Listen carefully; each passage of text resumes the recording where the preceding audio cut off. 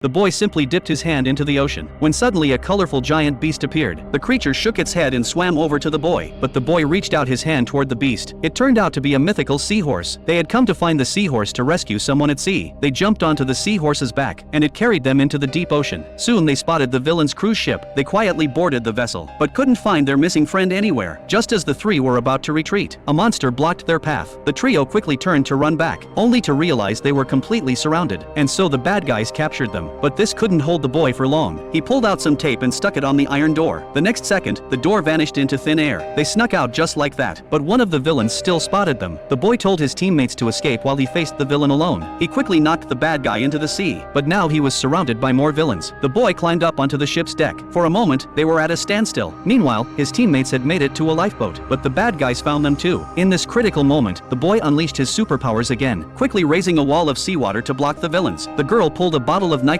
from her backpack. After opening it, the lifeboat shot forward. The boy also took this chance to jump off the cruise ship, controlling the seawater to form a surfboard, and successfully reunited with his teammates. After they'd gotten some distance away, suddenly a school of sharks swam by. They paddled frantically, but those fins weren't sharks at all. They were the teeth of a massive sea monster. The sea monster just opened its mouth, creating a huge whirlpool in the ocean. The boy tried to control the seawater again, but this time the water didn't respond at all. With no choice, they gripped the lifeboat tight and spiraled down into the whirlpool. The lifeboat rocked back and forth in the sea monster's throat. After the terrifying ride, they ended up in the monster's belly. Luckily, they found their missing friend. Turns out the warship had been swallowed by the sea monster too, but the crew had already fixed the warship. Before they could celebrate though, the ship started shaking violently. The sea monster had begun digesting its food. Everything was flowing toward the depths of its stomach, where a giant mouth full of sharp spikes was crushing everything that passed through. In this desperate moment, the boy climbed onto the cannon and started bombarding the sea monster's stomach wall like crazy. Sure enough, under the cannon fire, the monster's stomach wall was blown open and seawater came rushing in. Then the captain steered the warship straight toward the opening. The ship instantly burst out of the sea monster's body and finally surfaced safely. The boy and his friends cheered with joy.